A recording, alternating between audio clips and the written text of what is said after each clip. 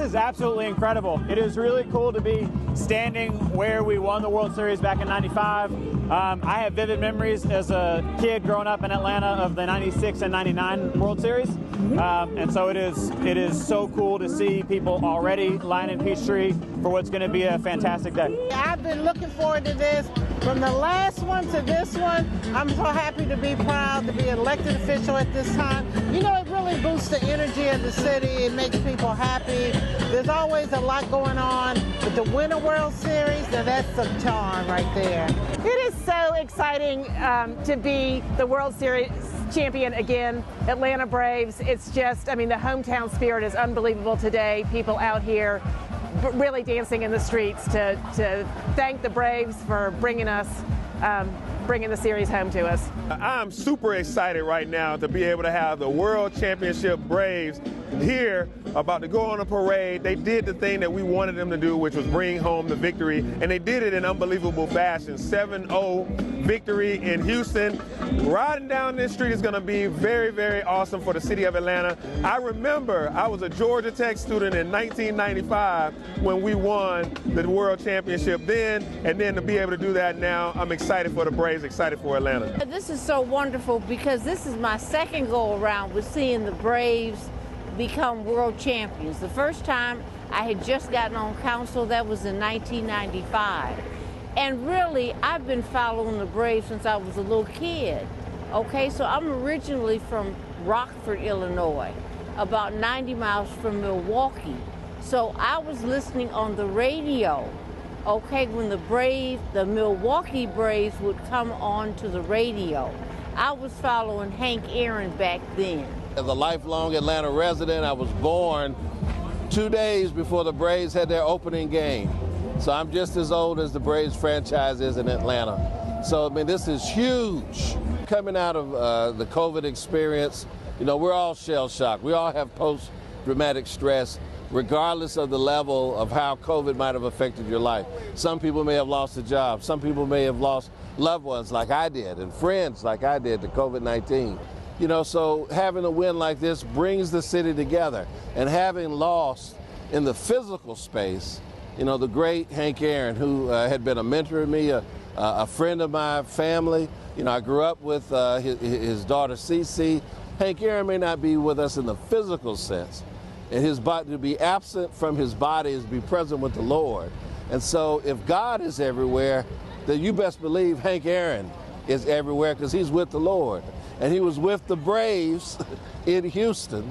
You know, he was with the Braves every day that they competed for this championship. We miss him in the physical space, but he has proven to us that he exists. God is real. God bless the Braves. This is a big victory for Atlanta.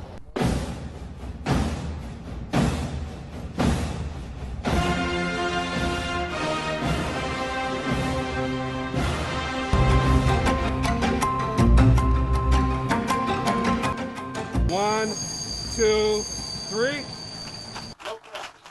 We're here for the launch finally of the beginning of the complete street for improvements along DeKalb Avenue. This project is very, very important. It falls into the category of promises made being promises kept. There's been a lot of charrettes and community engagement around improvements to this district. It's been fits and starts around implementation and scope. We finally have a scope. We finally have allocation of funding. They've selected the contractor. We are finally getting started. This is an important corridor that connects DeKalb County to Atlanta. It connects to Stone Mountain and some other bikes and trails. So this is a very, very important corridor. This is phase one. We're looking forward to having phase two happen in the near future, but we're excited to finally have a start to a very important project.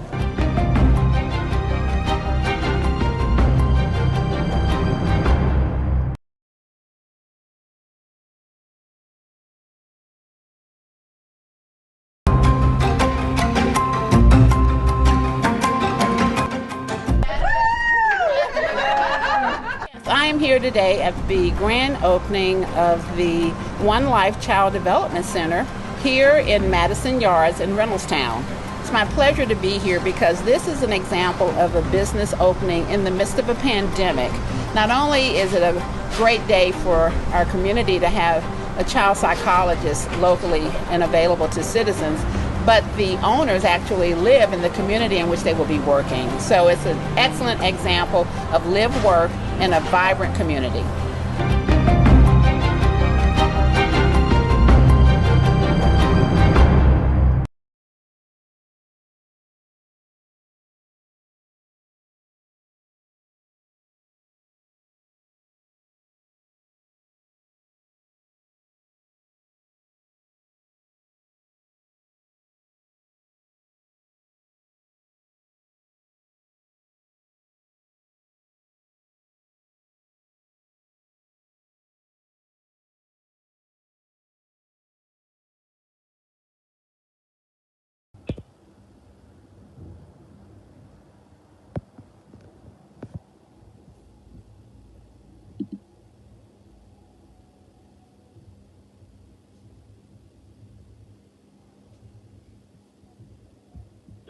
Hi, good morning, everyone. It is 10 a.m.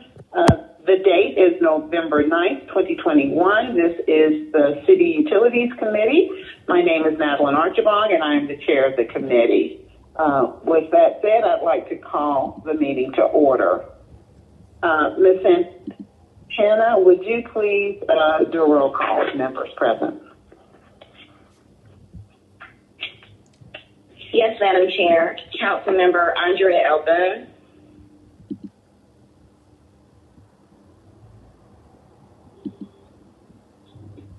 Councilmember Destin Hillis. She won't be here today. Councilmember Mazakite. Councilmember Joyce M. Shepherd. She won't attend the meeting today. She won't be able to. Okay. Councilmember Howard Shook. I'm here. Councilmember Cleta Winslow. Present. Councilmember, we do not have a quorum. We have 3 members on the line right now. As soon as we have a quorum, I will let you know. Can you reach out to Ms. Boone? Who else might be? Mazakite and Boone, would you reach out and see? Yes. Thank you.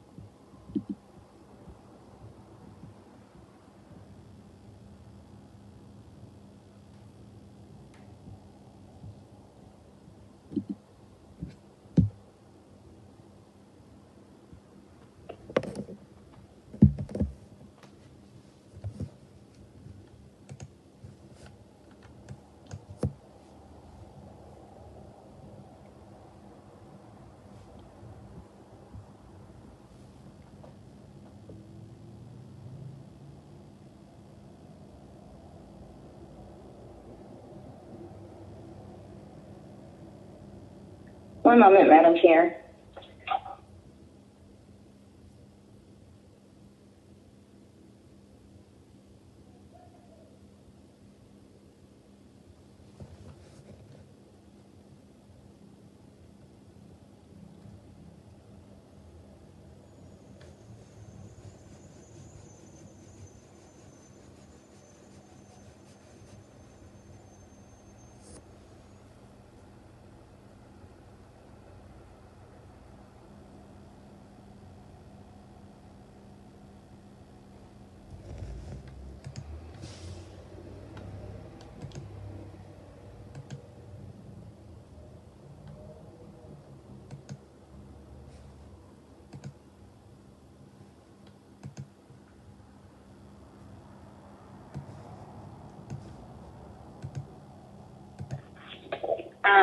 Councilmember Archibald, I have reached out to both Councilmember Boone and Councilmember Mazakite, and I have not received a response yet.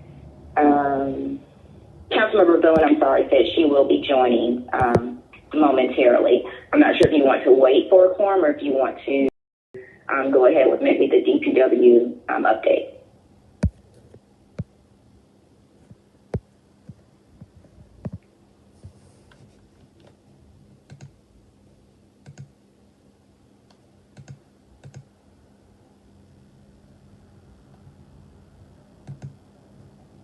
Thank you. I'm sorry. No, let's just read the remote meeting statement. Everything above adoption of the agenda, I think we can do without a quorum. So please just read the remote meeting statement. This City Utilities Committee meeting is being conducted remotely as advertised and as in accordance with the official code of Georgia 5014-1. The meeting will be conducted in conformance with Robert's Rules of Order and the Rules of Council as authorized by the City Code. The public may access the meeting by the following conference bridge. Toll-free access 404-902-5066, conference ID 151945, which was noted on the Friday, November 5th public meeting notice. The public may also view the meeting on Channel 26, citycouncilatlanta.gov, or the Council's YouTube, Facebook, and Twitter pages via at ATL Council. All presentations are available on the Atlanta City Council City Utilities Committee presentation page. The agenda was published and made available on Friday, November 5th via AtlantaCityGA.IQM2. Public comment was accepted between the hours of 4 p.m. and 7 p.m. on yesterday, Monday, November 8th.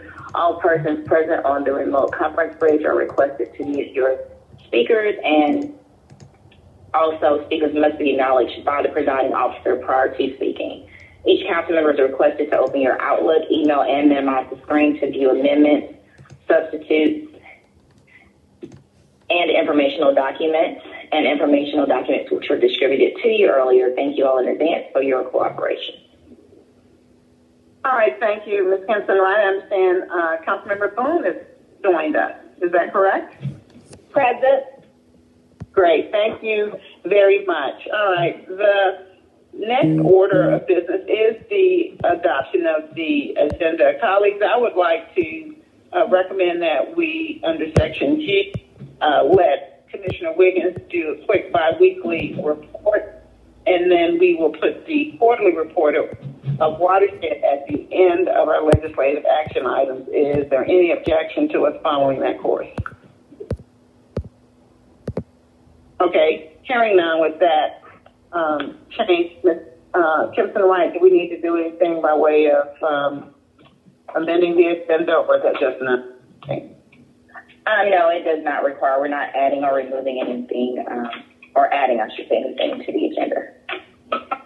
Very good. I will now enter a motion for the adoption of the agenda. And this Madam is Chair, this is Councilmember Matsakite. I just joined the meeting. Apologies for being late. No problem. I'll make that motion or second it. All right, I'll second it. You've made the motion. Thank you. This will be an electronic vote. The vote is open. Ms. Winslow, how do you vote?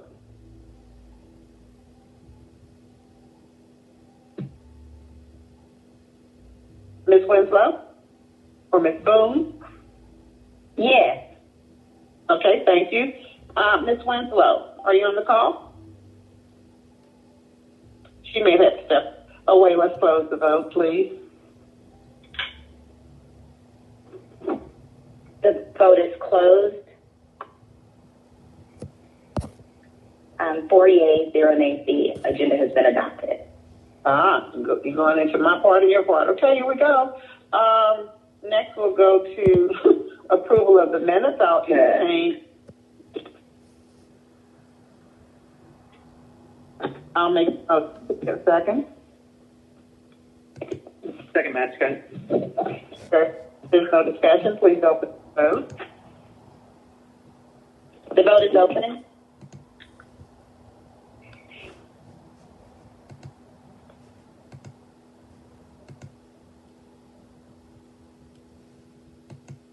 Ms. Boone, how do you vote? Yes. Thank you. Ms. Winslow?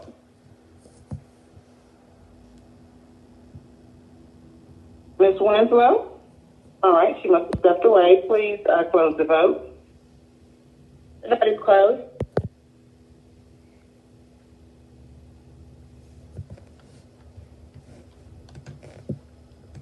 What's the count? And the vote is 4 yeas and 0 nays. The minutes have been approved. Read your text for me right now. All right, thank you. Next, public comment. One moment.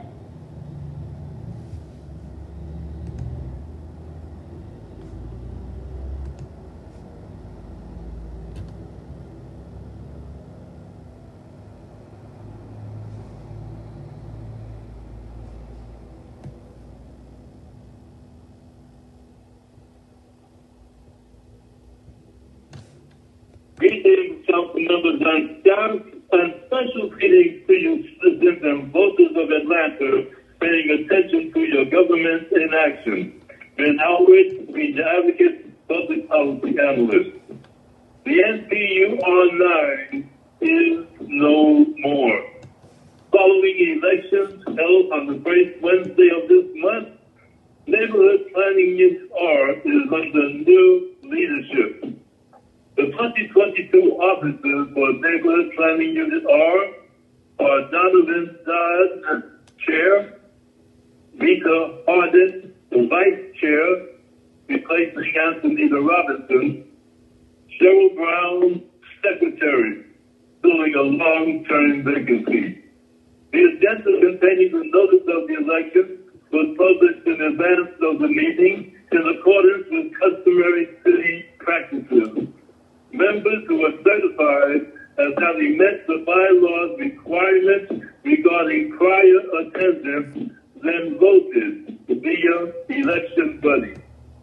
The chair announced this is a new day. CUR will be run democratically with the goal of increasing citizen participation and forming citizen-based committees. All who want to play a positive role in the new NPUR may communicate via npur.exc@gmail.com. That's npur.exc@gmail.com. One may also obtain contact information for the new Neighborhood Planning Unit R by calling the Department of City Planning or the Office of Constituent Services. Come and be part of this brand new day. I am Brother and only Muhammad, a soul for spiritual being, having a human experience. I call on this committee to hear my voice. Committee to Government and Human Service Committee. Mr. Westmore, you have been the chairman of this committee, and I recognize that under Mr. Reed administration, under Ms. Shirley Frank administration, Mr. Chairman Westmore, these past administration, and even the one today, this Keisha Linsburg, have allotted money to go back to the federal government that was allocated for the benefit of the non-workforce development. They had allowed money to go back because they didn't take the time to do the paperwork to make sure that the funds were being allocated for the benefit of helping poor men and women here in Atlanta. Here in Atlanta, there's a majority of citizens that look like myself and yourself. I want to be clear and dark with you people. And to have these past administrations, as Ms. Moore had said, she wants to be transparent, is openness and honesty. Mr. Westmore, you and yourself may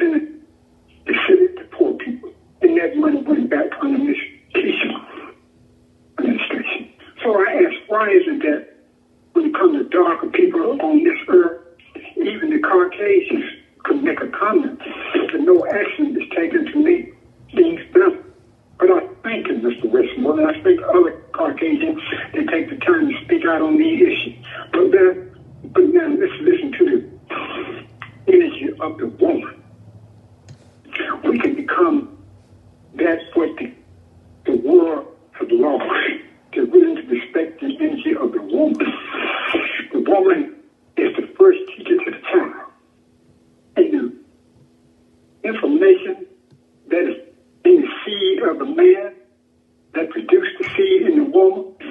Allow that child to come forth connected to the DNA of the ancestors all the way back to the Creator. And the woman only need to have actual facts, teach actual facts, and it'll materialize. And that's why I'm so appreciative saying critical race theory has to become as long as religion and all government teaching the families justice and equality. Now,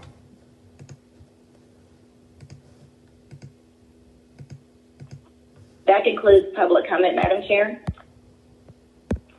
All right, thank you very much for that. Now, under G presentations, we will hear now from Commissioner Wiggins. This is his bi-weekly report on sanitation services. Thank you.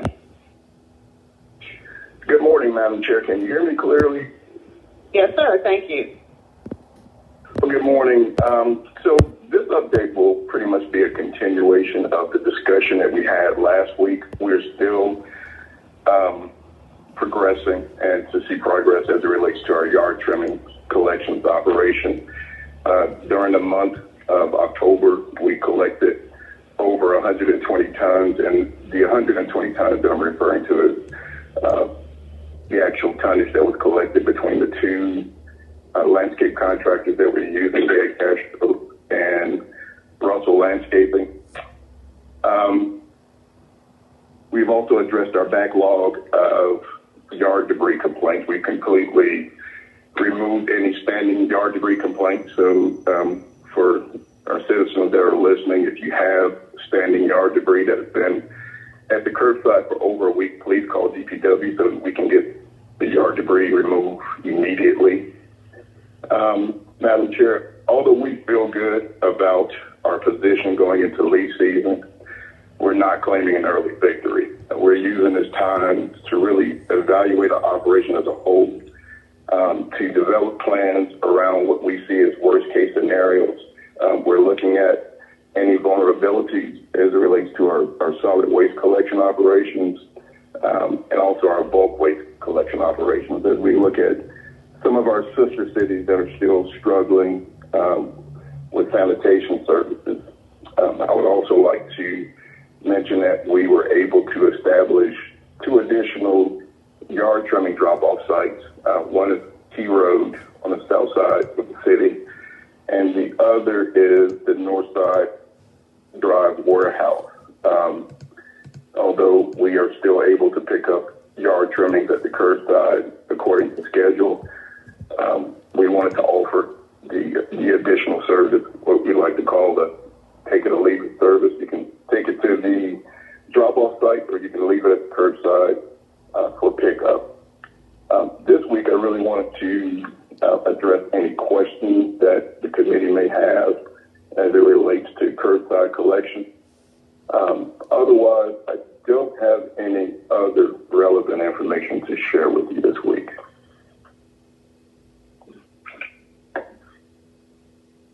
Thank you very much, Commissioner. I can attest to the improvement, vast improvement all across the areas that I have visited. I have not had complaints from constituents. Colleagues, any questions or comments you'd like to make?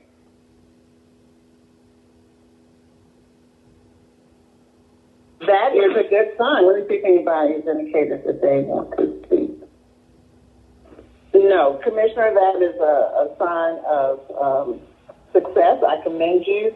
And colleagues, I am thinking we no longer need these bi-weekly updates from the Commissioner. Does anyone object to us ending these bi-weekly updates? All right, Commissioner, no one. I see no one in the speaker queue. So thank you very much, Commissioner. Job well done. Yes, ma'am. It's Chair Archibald. I just would like to take this time to, one, thank you and the committee for your patience. I know this was a very trying time for everyone. I know that your inbox was overflowing with emails regarding our challenges. I do really appreciate your support. I appreciate the Mayor and Council's support as well. Again, we are closely observing operations at this point, but we feel really good as we go into the leaf season. Very good. Keep up the good work. And last but certainly not least, I'd like to thank our citizens and for their support as well. Very good. Very good. Thank you. It's a team effort. Thank you so much. Yes, ma'am. Thank you. Oh, okay. All right. We'll come back to the Watershed Quarterly Report. Ms. Kempson-Wright, let's go through the next item. Is it the consent agenda? Yes. Okay, go ahead. Item number 1 is 21-0880, an ordinance by City Utilities Committee authorizing the Chief Financial Officer to amend the 2022 Water and Wastewater Renewal and Extension Fund budget in the amount of $143,580,992.20 to anticipate and appropriate the transfer of equity and Georgia Environmental Finance Authority GEFA loan proceeds to the Water and Wastewater Renewal and Extension Fund. Item number 2 is 21-0881, an ordinance authorizing the Chief Financial Officer to amend the fiscal year 2022 Water and Wastewater Renewal Security Surcharge budget in the amount of $21,000,000 to transfer funds from the Security Surcharge Fund for appropriations and add funds to the Supervisory, Control, and Data Acquisition and Security Improvement Project.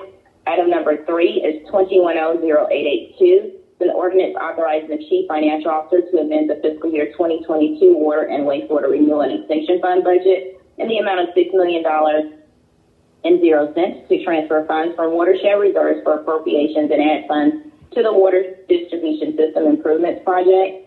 Item number 4 is 21-0883, an ordinance to amend the City of Atlanta Code of Ordinances, Part 2, Chapter 154, Article 2, to provide for new categories of adjustment to water and sewer bills, to improve the process for making adjustments to water and sewer bills, to provide authority to the Commissioner of the Department of Watershed Management to enter into certain agreements related to disputed water and sewer bills, to make other drafting amendments. And the last item, 21-0884, an ordinance by City Utilities Committee to ratify services rendered in connection with Special Procurement 1200233 with Public Access Cable Channel Operator, People TD, on behalf of the Mayor's Office of Communications, and an amount not to exceed $105,000.00 for continued operation of Channel 24, rendered between July 2020 and February 2021, in accordance with Section 21163 of Article 10, Procurement and Real Estate Code of the City of Atlanta Code of Ordinances, authorizing the Chief Financial Officer to pay outstanding invoices for services rendered, all invoices to be charged to and paid from the account numbers listed herein and for the purposes. All right. Thank you. Those items are accepted by virtue of having been read. Next, let's go to the ordinances for second reading. Item number 6 is 21-0821, an ordinance by City Utilities Committee to ratify services rendered in connection with Grant Agreement CCPRP 7701A, Care and Conserve Plumbing and Repair Program with Nehemiah Project Community Development Corporation, beginning October 6, 2021, to authorize the mayor or her designee to execute the First Amendment to the agreement, to extend the term of the agreement on a month-to-month basis, retroactively effective from October 6, 2021, to a date no later than October 5th, 2022, on behalf of the Department of Watershed Management in accordance with Section 21163, subsection C of Article 10, Procurement and Real Estate Code of the City of Atlanta Code of Ordinances, and to add funding in an amount not to exceed $700,000.00 and for other purposes. All right, thank you very much. I understand Maisha Land will speak to us about this paper.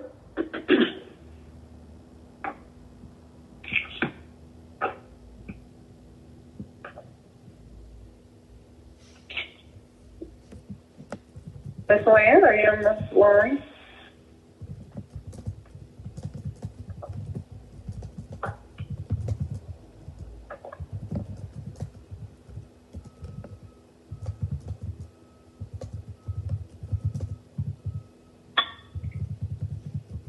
Good morning, Madam Chair. Good morning, committee members. I am Maisha Land from the Department of Watershed Management, the Affordability Manager. In 2018, the Department of Watershed Management approved 2 grant agreements for the Care and Conserve Plumbing Repair Assistance Program. The city executed 7701A Major Plumbing Repairs Grant Agreement with the Nehemiah Project in April of 2019 for a period of 18 months. This legislation seeks to extend the term on a month-to-month basis from October the 6th, 2021 to a date no later than October the 5th, 2022, and to add funding in an amount not to exceed $700,000 to enable the Care and Conserve Plumbing Repair Grant Program to take preventative measures to avoid breaks in service while request for proposals solicited. The department anticipates that we will commence the request for proposal process in November of 2021. The preliminary proposal draft has been prepared with the departmental goal of having the grant agreement executed by June of 2021.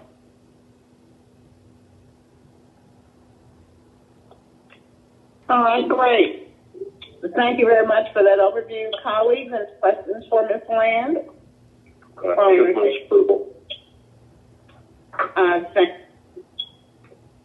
Let's see. I'll second. Any discussion, colleagues? If not, let's open the vote. The vote is open. All right. Let's see. Ms. Boone, how do you vote?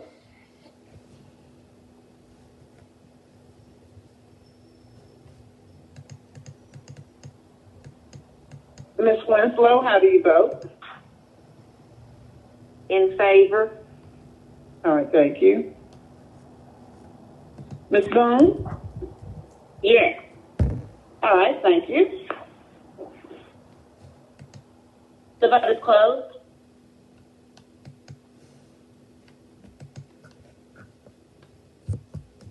What's the count?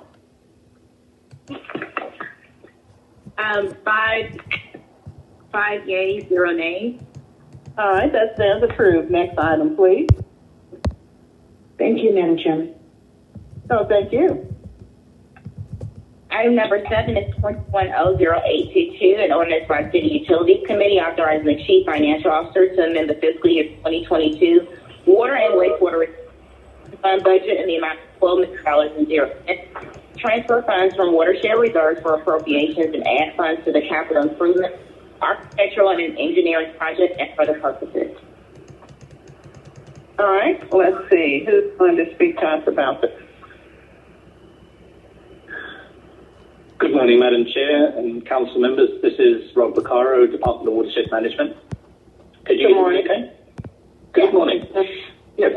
All right. So earlier this year, Council approved 6 architectural engineering joint ventures under sort of contract RFPS 1200-311A through F.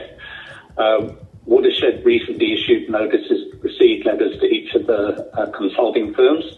The purpose of this legislation is to fund the consulting firms in FY 2022. Watershed Management has a comprehensive list of water, wastewater and stormwater projects that will require engineering, design and construction management services. The $12 million will allow the department to proceed with funding the various design and construction management task orders. I'll address any questions you may have. Colleagues, anyone with a question? I don't see anyone in the queue. Well, in general, question, if I may, Mr. Vaccaro, could you quickly just refresh us? We're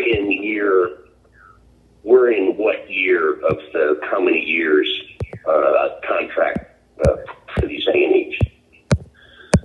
Yeah, Council Member Shook, thank you for the question. So the previous contract ended on August the 7th of this year. So the new contract started, so this is the very first year of the contract. So it's a 3-year term and then 2 opportunities to renew after that, 2 annual renewals. Okay. Thank you. I'll move approval. Thank you. All right. Thank you. Properly moved. Is there a second? Second, Matt. Okay. All right. Thank you. If there's no one second us, let's open the vote. The vote is open. Ms. Boone, how do you vote? Yes. I'm on the system right now, but yes. Good. Ms. Winslow?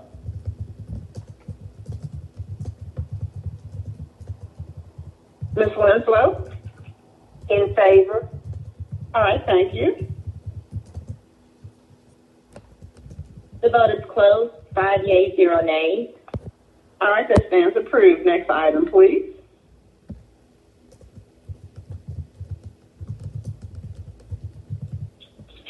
I'm sorry. Next item is item number 8210823. It's an ordinance by City Utilities Committee authorizing the Chief Financial Officer to amend the fiscal year 2022 water and wastewater renewal and extension fund budget in the amount of $58,873,200.00 to transfer funds from Watershed reserves for appropriations and add funds to the Custer Avenue Capacity Relief Project and for the purposes. All right, Ms. Browning, are you on the line? Okay, good morning, Madam Chair. Can you hear me? Yes, Commissioner, thank you. Okay, good morning. This is Nikita Browning, Department of Watershed Management. The purpose of this legislation is to fund the Custer Avenue Capacity Relief Project. It is a consent decree project that will complement the Conley Avenue Capacity Relief Project that is currently in procurement phase and will alleviate sewer overflows and enhance capacity of the combined sewer system during wet weather conditions by a 2 million gallon of dedicated storage to capture stormwater runoff and sewer capacity relief within the existing combined sewer system with a 12 million gallon vault structure fully contained underground. The project is located within the Entrenchment Creek Sewer Basin. We will be utilizing a design, build, delivery approach to facilitate implementation of this project. Subject to your questions, this completes my overview of the project. All right, thank you, colleagues. Any questions for the Commissioner? I move approval. All right, thank you. Is there a second? Second, All right, thank you. All right, thank you. It's been properly moved and seconded. If there's no unreadiness, let's please open the vote. The vote is open. Ms. Winslow, how do you vote?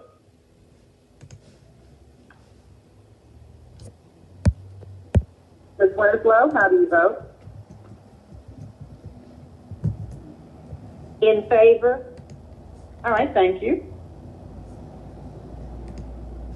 The vote is closed. 5 yeas, 0 nays. All right, thank you. That's approved. Thank you very much. Next item.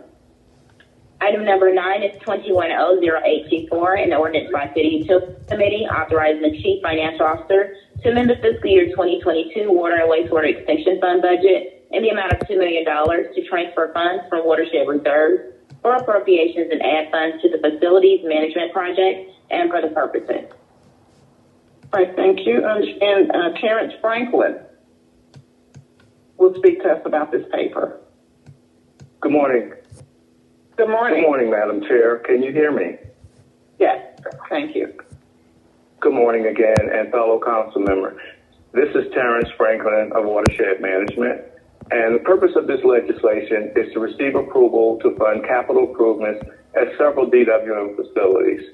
The work will be performed using several existing current citywide formal and goods contracts, and this funding will also allow for a full assessment of our 14th Street complex to create a guide for future capital plans for this location, but it will also fund several much-needed interior innovations at that site. Other improvements will include our continuation of our repair replacement roof program, as well as securing some of the fence lines at our facilities. Subject to your questions and concerns, that completes my briefing. All right, thank you very much. Colleagues, any questions? Let me go back here. Any questions? I don't see any speakers in the queue. I will entertain a motion. Approval, sure. All right, thank you. Second, Matsky. Thank you. It's been moved and seconded. Colleagues, any questions? Or readiness? Okay, let's go ahead and open the vote. The vote is open. Okay. Ms. Winslow, how do you vote? In favor. All right, thank you. The vote is closed. 5 yeas, 0 nays. Okay, that stands approved. Thank you very much. Let's go to the next item. Item number 10 is 210825, an ordinance by City Utilities Committee authorizing the Chief Financial Officer to amend the fiscal year 2022 water and wastewater renewal and extension fund budget in the amount of $1,500,000 to transfer funds from Watershed reserves for appropriations and add funds to the North Area Plant Maintenance Project and for other purposes. Can we take the next one with it, or do we need to do them separately? We can take them together. Item number 11. Oh, sorry. Okay. Item is 210826, an ordinance by City Utilities Committee authorizing the Chief Financial Officer to amend the fiscal year 2022 water and wastewater renewal and extension fund budget in the amount of $7 million to transfer funds from Watershed reserves for appropriations and add funds to the plant capital maintenance project and for the purposes. All right, thank you. Quentin Fletcher, are you available to speak to us about both papers? Yes. Good morning, Madam Chair and council members. Good morning. Quentin Fletcher, the Department of Watershed Management. The purpose of these legislations are to add funding for plant capital maintenance projects at the DWM drinking water facility and wastewater facility. Also to add funding for maintenance projects at the Tom Lowe Atlanta Fulton Water Treatment Plant, which that is operated up under separate agreement with the Atlanta Fulton County Water Resource Commission. The $1.5 million will be used for filter rehab at the North Area plant. Currently, 3 filters are out of service for repairs. The filters will require a total rehab to become fully operational. At this time, the commission has removed all the filter media to inspect and evaluate the filter failure cause. Subject to your question, that concludes my briefing. So if we don't have the filters in place, I mean, what do you do when you remove them? How does that work? Is there a temporary filter used, or I don't understand that. No, currently the Tom Lowe plant has 3 filters out of service. The plant was built in 1990. It currently has 2 phases. Phase 1 consists of filters 1 through 12, and phase 2 consists of filters 13 through 24. So with 3 filters out of service, they still have enough capacity to produce, potable drinking water. Okay, all right, that was a concern. Okay, thank you. Colleagues, any questions? Well, or I will entertain a motion. Approval, sure. Thank you. Is there a second? Second, Matt Kay. All right, thank you. I don't see any speakers in the queue, so Ms. Kempton-Wright, please open the vote. The vote is open. Ms. Winslow, how do you vote?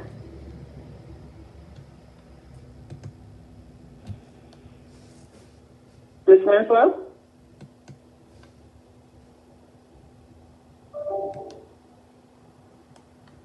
All right, let's go. In favor. In favor. Very, very good.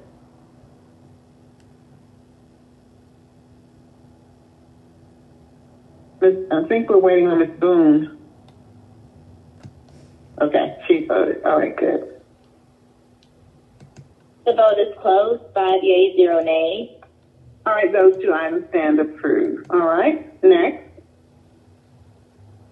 Next item is item number 12-210827. It's an ordinance by City Utilities Committee authorizing the Chief Financial Officer to amend the fiscal year 2022 water and wastewater renewal and extension fund budget in the amount of $24,030,000.00 to transfer funds from Watershed reserves for appropriations and add funds to the Sewer Group 5 Capacity Release Eastside PTC Basin Project to be and for the purposes. So how many of these can we take together? She can just talk to us about each of the basins.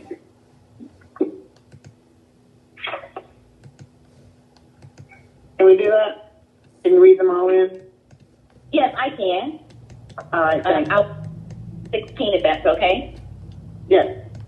Okay. Item number 13 is 210828, an ordinance by City Utilities Committee authorizing the Chief Financial Officer to amend the fiscal year 2022 water and wastewater renewal and extension fund budget in the amount of $29,915,000 to transfer funds from Watershed reserves for appropriation and to the sewer group 6 capacity to a pre-phase in 1A project. Item number 14 is 210829, an ordinance by City Utilities Committee authorizing to amend the fiscal year 2022 water and wastewater renewal and extension fund budget in the amount of $6,675,000 to transfer funds from Watershed reserves for appropriation and add funds to the sewer group 6 capacity release due to a creek phase in 1B project. Item number 15 is 210830, an ordinance by City Utilities Committee authorizing the Chief Financial Officer to amend the fiscal year 2022 water and wastewater renewal and extension fund budget in the amount of $16,821,000.00 to transfer funds from Watershed reserves for appropriations and add funds to the sewer group 6 capacity release due to a creek phase in 1C and 1D project. Item number 16 is 210831, the ordinance by City Utilities Committee authorizing the Chief Financial Officer to amend fiscal year 2022 water and wastewater renewal and extension fund budget in the amount of $1,300,000.00 to transfer funds from Watershed reserves for appropriations and add funds to the sewer group 6 capacity release Utoy Creek phase in North Utoy trunk cleaning assessment project and for the purposes. All right, thank you. Commissioner Brown, and can you speak to us about these papers? Absolutely. Good morning, Madam Chair, council members. I want to note, I think we skipped item number 11. Plant capital maintenance. We did them together. He did them together. Okay, my bad. Right. So I will speak to you about these several items related to Utoy Creek. Item number 13 is our Sewer Group 5 East Side Peachtree Creek Basin Project 2B. This is a consent decree project that will continue efforts to upgrade the city's existing sewers pursuant to the First Amendment consent decree. The work will remedy defects observed during the city's sewer system evaluation survey and will reduce the amount of extraneous flows, I&I entering the system, as well as eliminate sewer overflows. The defined scope of work will take place within the Peachtree Creek sewer basin. Approximately 32,600 linear feet of trunk or outfall sewer will be replaced with pipes ranging from 10 to 36 inches in diameter. That is scheduled for upgrades utilizing various proven traditional and trenchless technologies to complete those necessary upgrades. We will be utilizing a design build delivery approach to facilitate implementation of this project. Similarly, for the sewer item number 13, that is the Sewer Group 6 Utoy Creek Basin Project 1A. This is also a consent decree project that will continue efforts to upgrade the city's sewer system. Pursuant to the First Amendment consent decree, it will remedy defects observed during the city's SSES program. The defined scope of work will take place within the Utoy Creek sewer basin. Approximately 22,331 linear feet of trunk or outfall sewer is scheduled for replacement. And those upgrades will be carried out utilizing proven traditional and trenchless technology as well. We will also be utilizing the design build approach for this project. For item 14, this is complementary to item 13. This is our Sewer Group 6 Utoy Creek Basin Project 1B. Also a consent decree project. The defined scope of work will take place within Utoy Creek Basin as well. Approximately 3,167 linear feet of trunk or outfall sewer will be replaced, ranging in size from 10 inches to 36 inches in diameter. Also scheduled to be implemented utilizing proven technology. It will be carried out utilizing the design build delivery approach. And item 15 is our Sewer Group 6 Utoy Creek Basin Project C and D.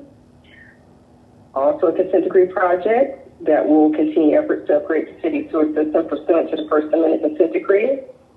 Will remedy defects observed during the city's SSCS program. The defined scope of work will take place within the Utoy Creek Basin. Approximately 9,288 linear feet of trunk or outfall sewer is scheduled for replacement, ranging in sizes of 10 inches to 15 inches in diameter. In addition, the scope will include the replacement of 2 existing 4 million gallon MGD pumps with 2 7.5 MGD pumps. This project will be carried out utilizing the design, build, delivery approach to facilitate implementation. And lastly, the sewer group fits Utoy Creek Capacity Relief North Utoy Cleaning Assessment Project. It is a consent decree project as well. This work will remedy defects observed during the SSCS program. This project will consist of internal inspection and cleaning of 30,420 linear feet of pipe ranging in size from 30 inches to 36 inches. We will be removing sediment and debris. Localized repairs will also be completed as being necessary to address any extraneous flows and routes in the system to eliminate sewer overflows. Similarly, we will be utilizing a design build delivery approach to facilitate implementation of this project. Subject to your questions, this completes my overview of these various consent decree projects. Thank you, Commissioner. Colleagues, speakers too. Any questions for the Commissioner? I'll entertain a motion. Approval. Who is that? JP Manley? Okay. Oh, is it Mr. Shook? Okay. Oh, thank you. I'll go ahead and second it. So all items that were just read in. What's the vote? The vote is open. Winslow, how do you vote? In favor. Thank you. The vote is closed. 5 yeas, 0 nays. All right, thank you. Those items all stand approved. Thank you very much, Commissioner. Next item, please. Item number 17 is 210849. It's an ordinance by Councilmember Joyce and Shepherd, authorizing the Chief Financial Officer to amend the fiscal year 2022 general fund budget in the amount of $19 million by transferring funds from the uncommitted fund balance in connection with a settlement approved by resolution number 21R4115, authorizing the execution of a memorandum of understanding between the Department of Public Works and the Department of Finance and for other purposes. All right, have we received the substitute which will identify the, attach the MOU and identify the account stream? At this time, well, I'm going to make a motion that we move this forward on approval on condition that we receive this substitute with the appropriate attachments and information before our full council meeting on Monday. Second, sure. All right, thank you. Any questions or concerns about that? If not, let's open the...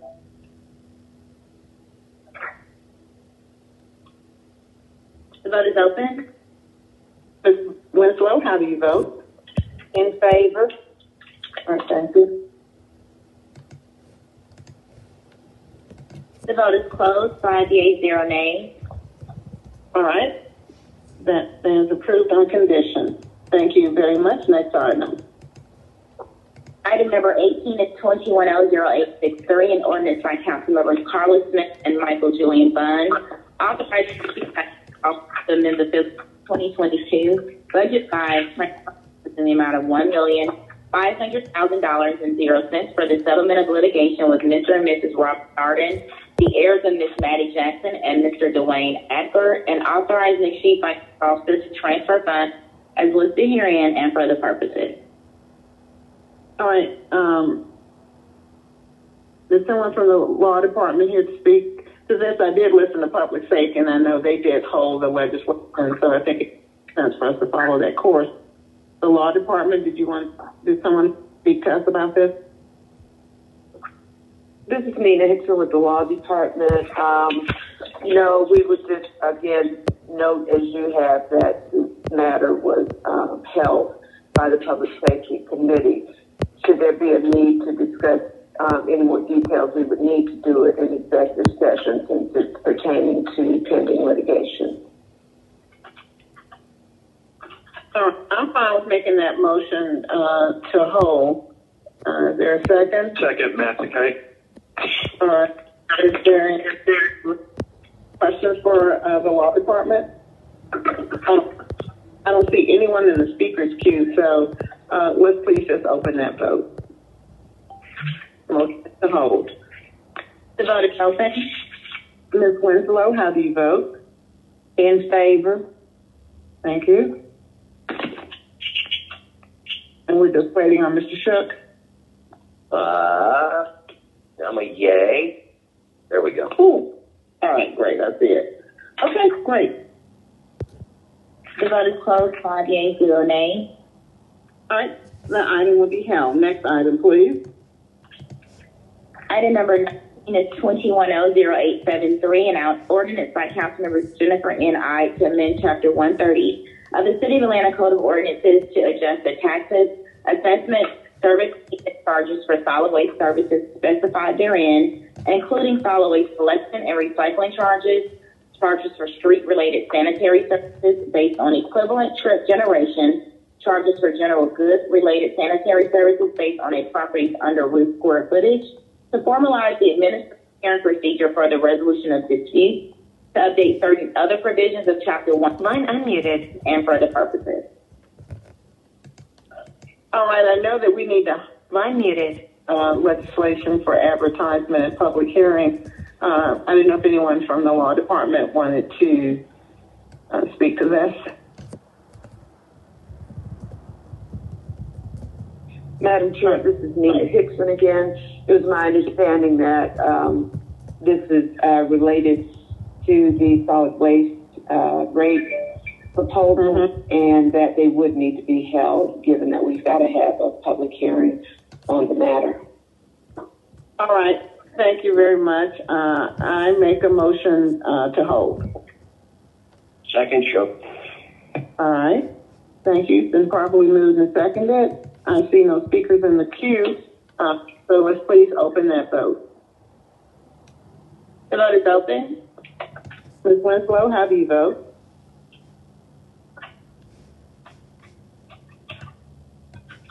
Ms. Winslow?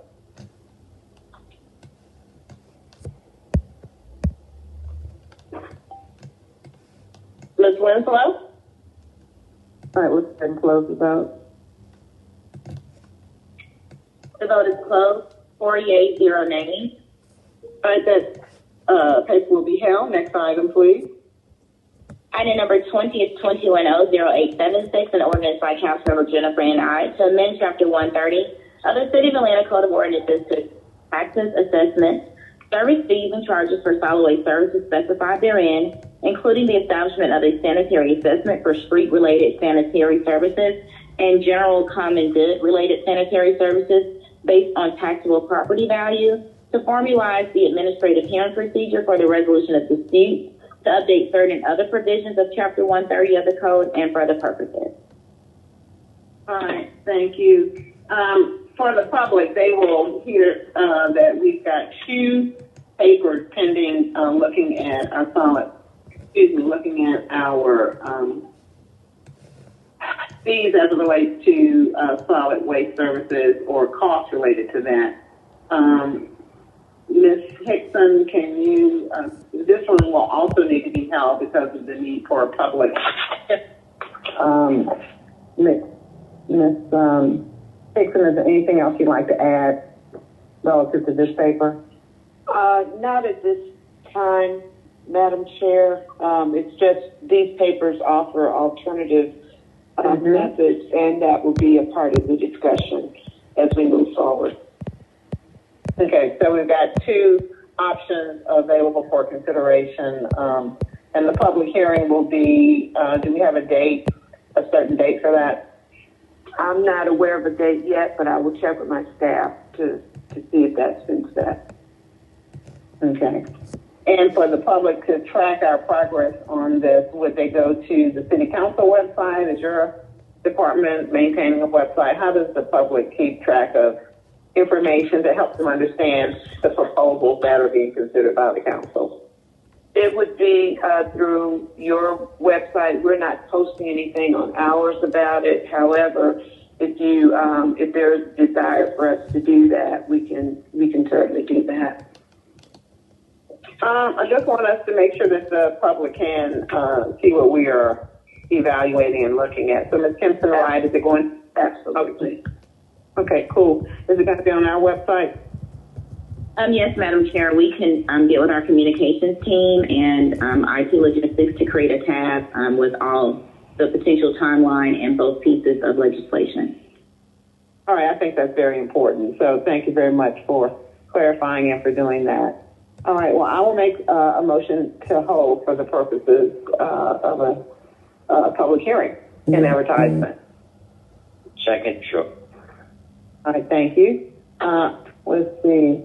There are no speakers in the speakers queue, so let's please open this up for a vote. The vote is open. Ms. Winslow, how do you vote? In favor. All right, thank you. The vote is closed. 5 yeas, 0 nays. All right, this item will be held for the purposes that we mentioned. All right, going to the next section, please. Item number 21R45 is an ordinance by... I know you can't see the chat. We need to teach you how to chat between now and then. Please, thank you. A resolution by Councilmember Natalie Mosby Archibald supporting the submission of a grant application for the Chattahoochee Trails Water Hub to the Governor's Office of Planning and Budget for an award of funds from the 6th COVID-19 relief bill for the purposes of technical assistance and education and support for amendment to Chapter 74 of the Code of Ordinances of the City of Atlanta by adding a new Article 6A to the entitled Chattahoochee Trail Proctor Creek Flood Area Regulations with new sections 74-275 through and including 74-283 to allow the Commissioner of the Department of Watershed Management to review all plans associated with the stream bank, stream buffer, and flood area enhancements to be consistent with federal and state regulations for an adaptive reuse, specifically for affordable housing units, and to provide for protective conditions and procedures that will ensure such enhancements result in net positive flood area functions and do not adversely impact the National Flood Insurance Program within the city and for other purposes.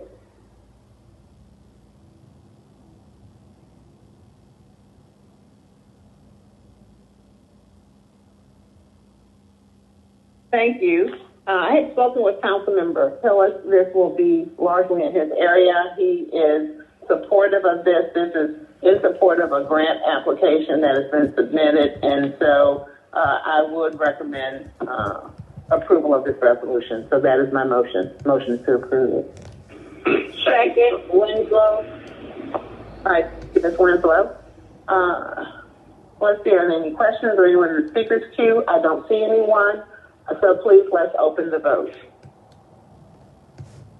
The vote is open. The vote is closed. 5 yeas, 0 nays. All right, thank you. That stands approved. Next item, please.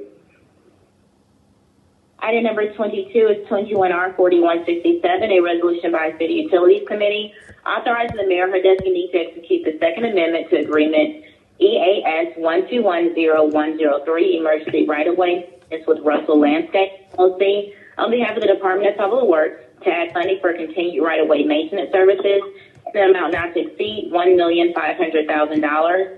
All contracted work to be charged to and paid from various fund, department, organization, and account numbers listed herein and for purposes.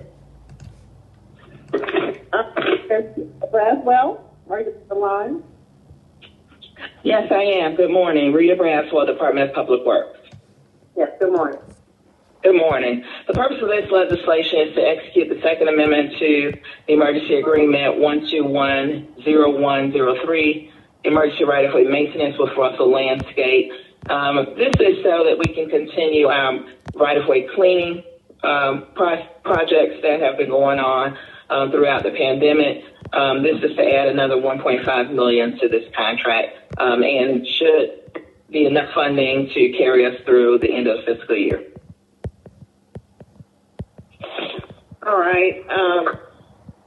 Let's see. Colleagues, any questions for Ms. Braswell? Pretty. And that was Ms. Boone? Boone, yes? Yeah, okay, good. Is there a second? Sure. Okay, thank you. It's been properly moved and seconded.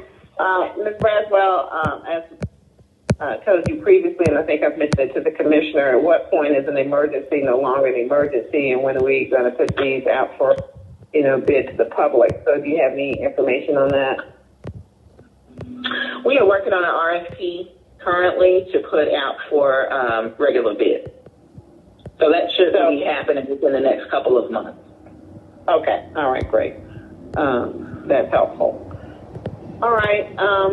Let's see. I don't see anyone in the speaker's queue. It's been properly moved and seconded. Let's open the vote. The vote is open. Okay.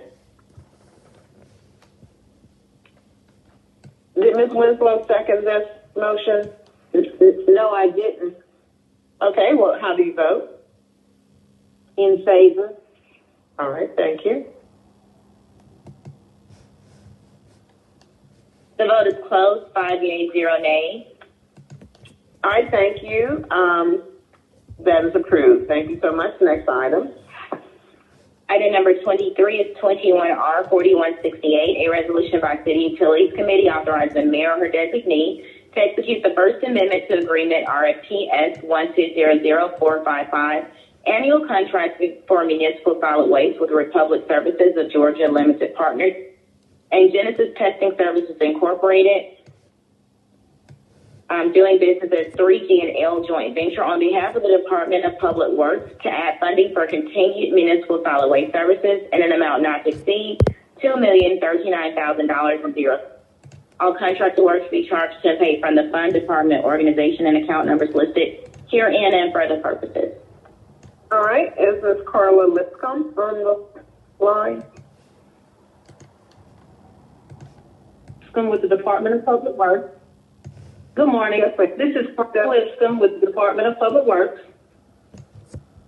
The purpose of this resolution is to execute Amendment Number 1 for the annual solid waste disposal contract with Republic Services of Georgia and Genesis Testing Services, doing business as 3G&L.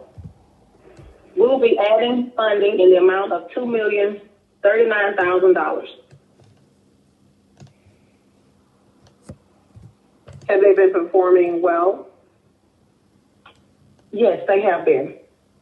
We haven't had any complaints. All right.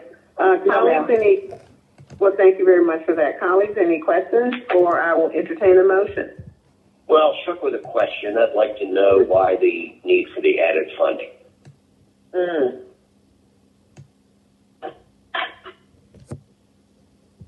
Just a moment. The purpose of the added funding, I think we executed this contract in the middle of a fiscal year. So this should carry us through June, the end of June 2022.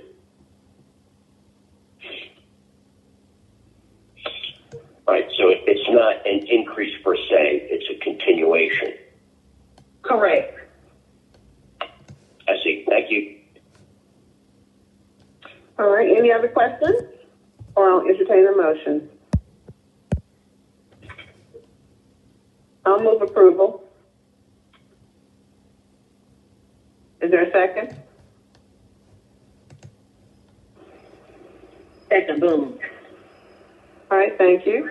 Since properly moved and seconded, I don't see any others in the queue. Let's please open the vote. The vote is open. Ms. Winslow, how do you vote? In favor. Okay.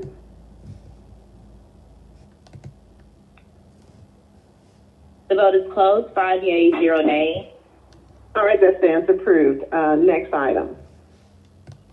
Item number 24 is 21R4116 by City Utilities Committee, authorizing the mayor to enter into a memorandum of understanding and pricing agreement with the State of Georgia Department of Transportation on behalf of the Department of Watershed Management for the purpose of adjusting water and sewer facilities that are in conflict with the Department of Transportation's milling and resurfacing project in an amount of $261,580.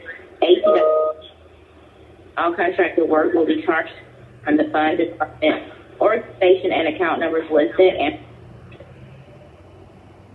all right, thank you, Mr. Bacaro. Yeah, Rob Bacaro, Department of Watershed Management. Georgia DOT is sponsoring a milling and resurfacing project along State Route 279, Old National Highway, from the Fayette County line to State Route 140 in Fulton County. Watershed Management has 57 water valves that present a utility conflict for the project. As a result, Watershed Management's scope of work will consist of relocating, removing, abandoning, and adjusting water valves to accommodate the GDOT project. The legislation purpose is to request funds in the amount not to exceed $281,580 for the construction services related to this GDOT milling and resurfacing project. A map showing the location of the project is included in the legislation. Let me know if you have any questions. All right, colleagues, any questions for Mr. Bacaro about this? Is this the last one we're going to have? You've been having quite a number of these. Is this a cumulative and the end of it, or it's always an ongoing? Madam Chair, we're always going to have more of these projects. Georgia DOT has a lot of projects planned, and that possibly it might actually increase in the next year or two. That was the infrastructure bill coming through, is that what you mean? Yes, that's what I'm thinking. Okay, all right, awesome. Colleagues, any questions for Mr. Bacaro about this paper? If not, I will entertain a motion. Second, or first. Okay, good. All right, Mr. J.P. Mathicott. All right, great. I don't see any speakers in the queue, so let's please open the vote. the vote is open.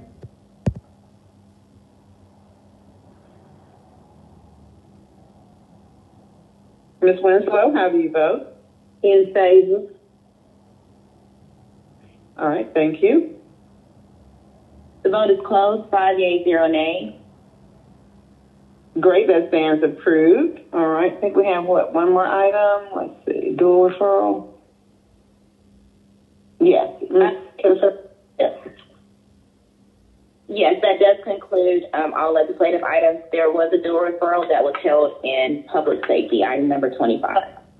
So it doesn't come to us because it's still held, right? Yes, ma'am. All right. Very good. Now, colleague, let's go back to section G. This is the quarterly report from the Department of Watershed. You have the floor.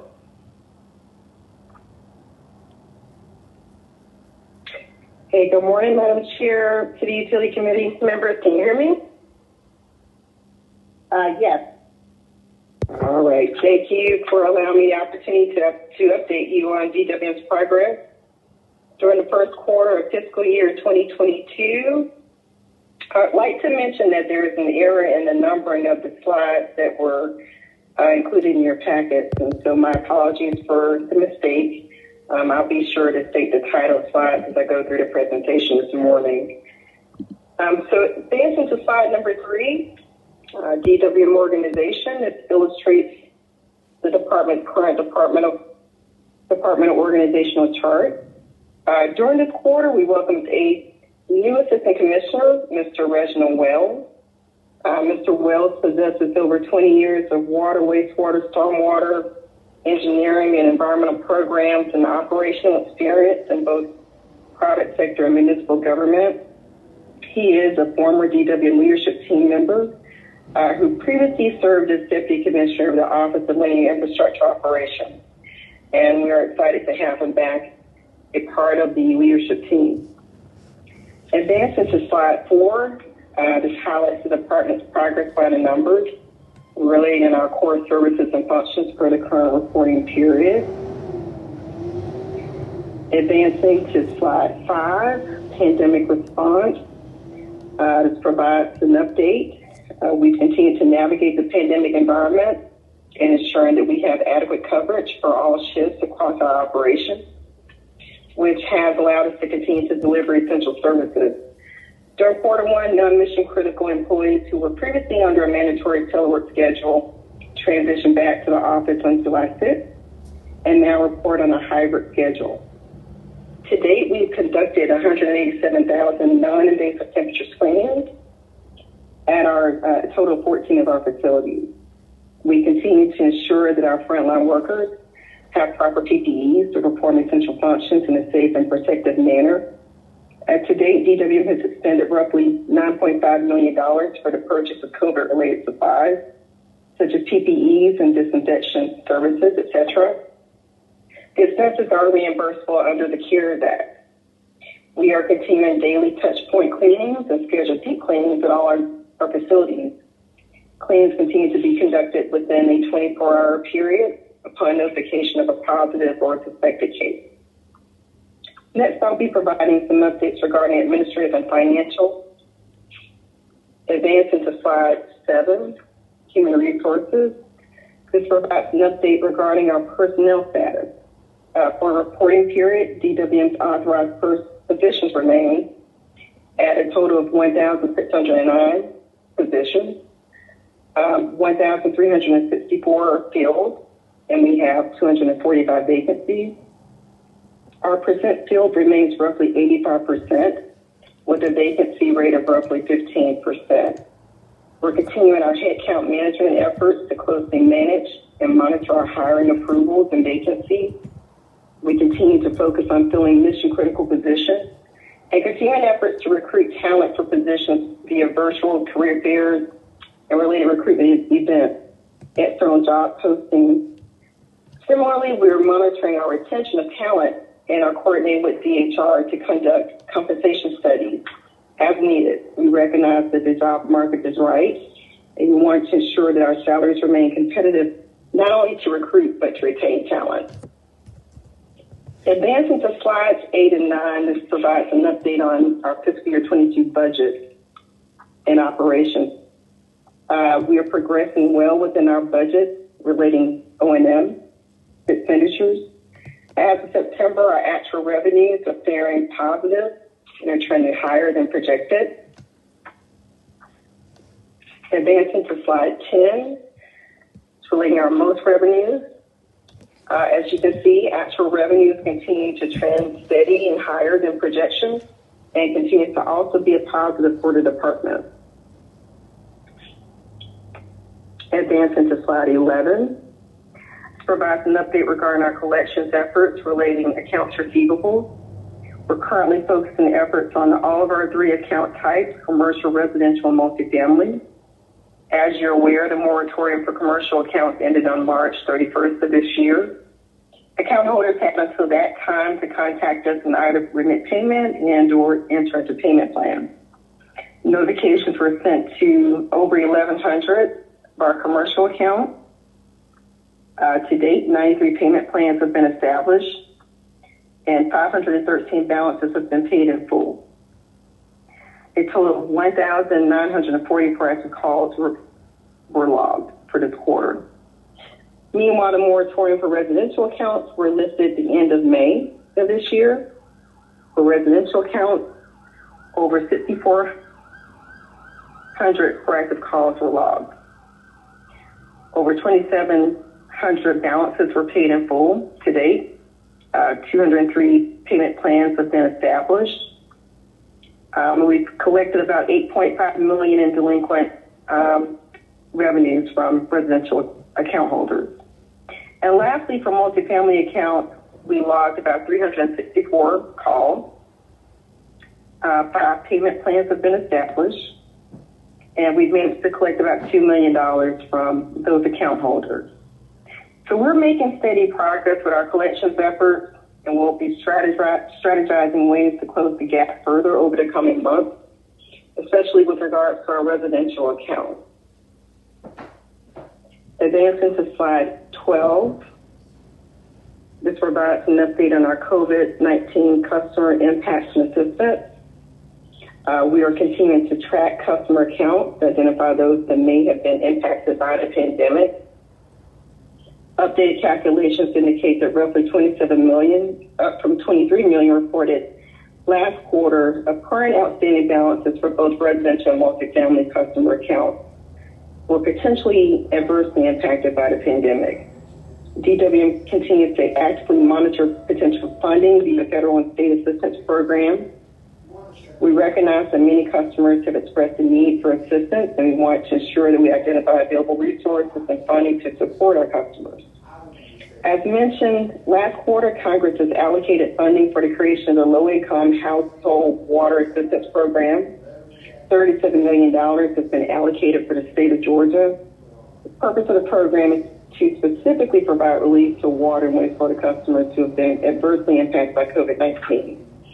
The program provides bill payment assistance to avoid shutoffs and reconnections associated with non-payment.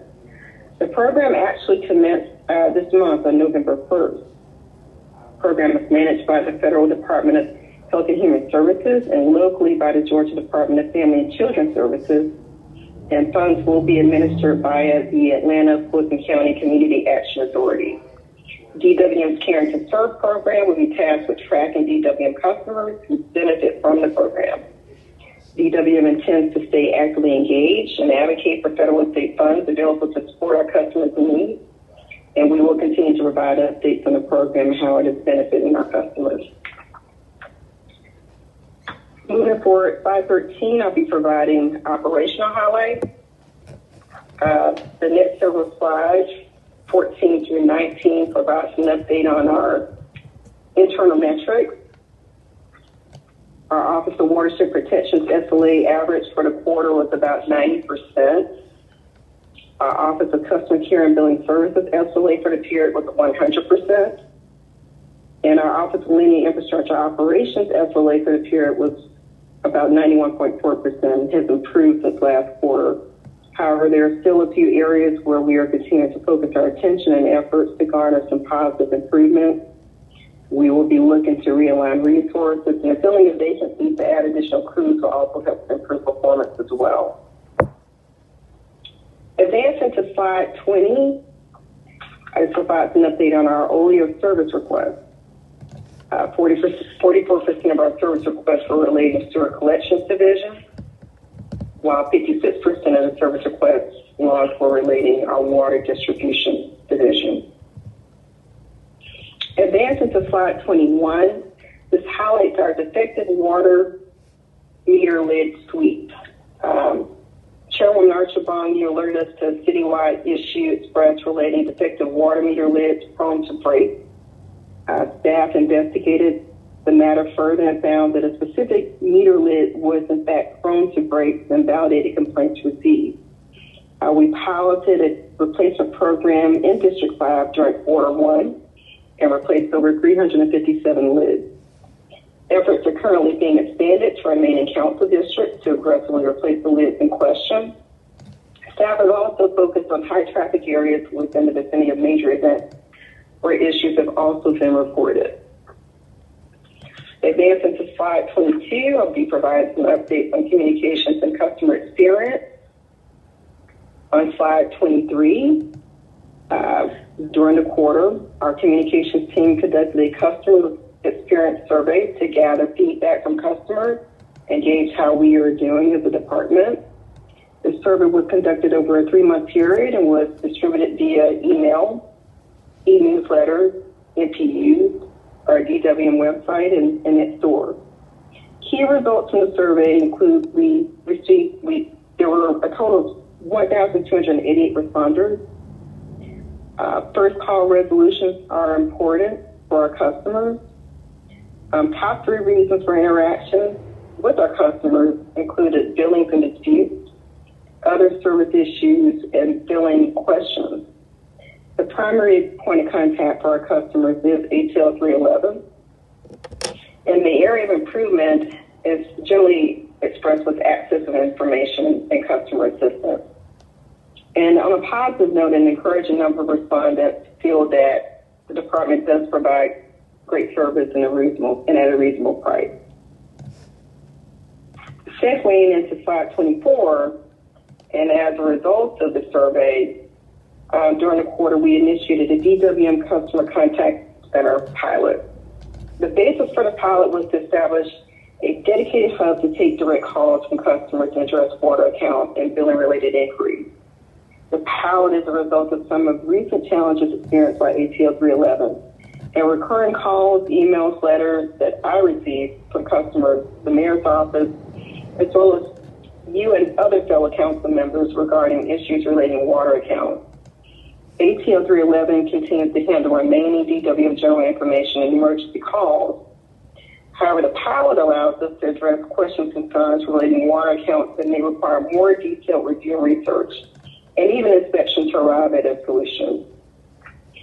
Utilizing existing staff with DWM and primarily Office of Customer Care and Billing Services, the pilot has been comprised of 22 employees. Staff completed a 1.5 week intensive training module, and the pilot was launched on September 28th. Staff are divided into two teams and work alternating days. And so far, the results are proving very positive. The average number of calls logged per day is 507, which 27% of reduced volume of incoming calls that would normally be directed to ATL 311. It's helping to improve their current abandoned calls and wait times.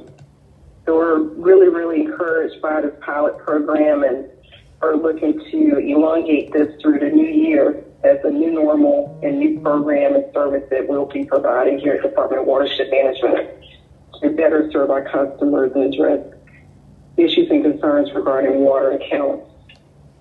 Next, I'll be providing an update on compliance. Advancing to slide 26, this summarizes our sanitary sewer spills for the reporting period. There were a total of 50 spills reported. We recorded 0 major spills for the period. There were 23 spills that were averted because of our flow monitoring alert program, and we recorded 0 rain induced spills for the period. Advancing to slide 27, Npds violations. We experienced 2 Npds violations for the period at our South River Water Reclamation Center. The violations are a result of a noncompliance with dissolved oxygen and ammonia limits. For the past few months, we've observed an unknown illegal discharge entering the facility that is adversely affecting the treatment process. The occurrences appear to be intermittent, and we are working to deploy monitoring equipment to try and pinpoint the source of the discharge. We've notified EPD of the occurrences and will be keeping the agency abreast of our efforts and findings. Advancing to slide 28, this provides an update of DWM's 2021 lead and copper rule compliance and sampling results. Lead and copper entering drinking water is primarily via plumbing fixtures and materials. As a utility, we're required to monitor drinking water at the tap for lead and copper contamination, and if levels exceed an actionable level, we're required to undertake actions to address conditions observed. For the reporting period, DWM collected 50 samples. Results indicated no sites with detections above the actionable level. Results were sent to the sites or home sample, and the final result is pending submittal to EPD at the end of this month. As you may be aware, there is a continued focus on lead and copper compliance and funding that has been allocated in the recently approved bipartisan infrastructure bill of Congress. And DWM will be looking to seek funding opportunities to support our continued lead and copper rule compliance.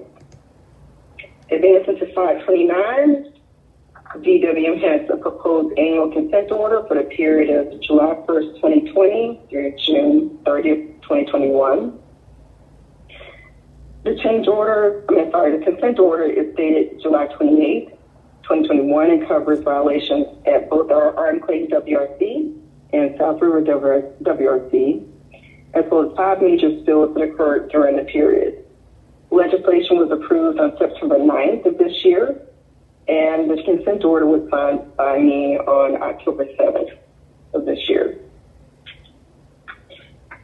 Advancing to the balance of slides, I'll be providing an update on our capital improvements program.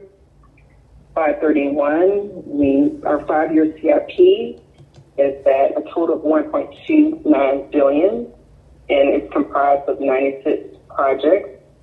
We're continuing to balance capital investments across our operations to ensure completing upgrades to our most critical assets to ensure long-term stability. The next slides highlight a few notable CIP projects, including updates regarding our water supply program, Upper Parker Creek Capacity Relief Project, our most funded stormwater project, the Northport Storage Tank and Pump Station Capacity Relief Project, which is a consent decree project, and our Attrition Creek WRC decommissioning and South River WRC clarifier upgrade. In closing, I recognize that this will be my last update to the committee for this calendar year, and I want to express a sincere thank you for each of your continued support of the Department of Watershed Management over the past 12 months. It's been a pleasure and an honor to work with you and to serve the citizens of Atlanta. I'd also like to give a debt of gratitude and thanks to the dedicated and tireless, hardworking men and women of the Department of Watershed Management. Subject to your questions, this concludes the quarterly update. Thank you.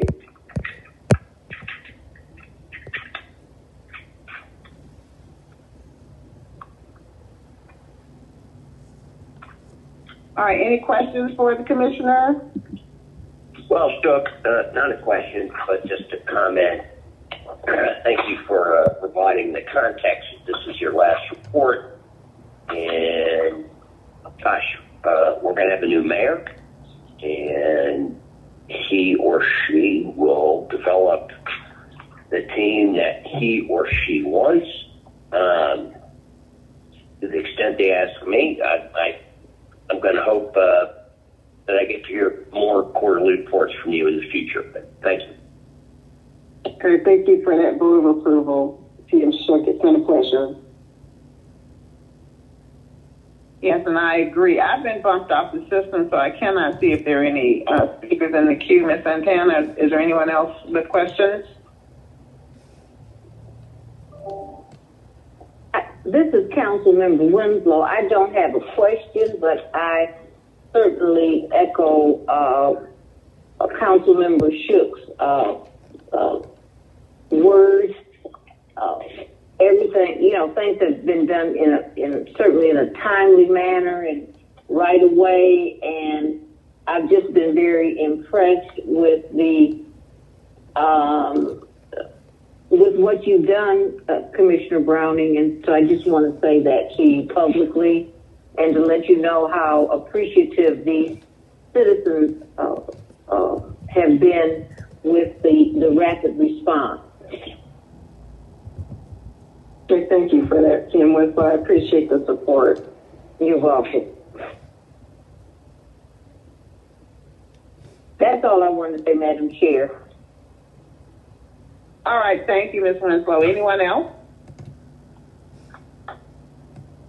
All right, thank you, Commissioner. I really appreciate the update and your follow-up on the water meter lid situation, and would like to continue to hear, even if it's before the end of the year, on how any of the monies, I believe Mayor Bottoms has a particular, she did a press release or something announcing funding for citizens at risk of having their water shut off through money from CARES. I just want to make sure we're keeping on top of that. Absolutely. Okay. All right. Thank you. All right, Commissioner. Thank you very much for that, and we thank you for your service. Is that the end of our action items, Ms. Kempson, right? Yes, Madam Chair, it is. All right. Anything else for the good of the order? If not, I'll entertain a motion to adjourn. I'll make that motion. All right, Mr. Shook, you can second. If there's no objection, we stand adjourned. Thank you very much, colleagues.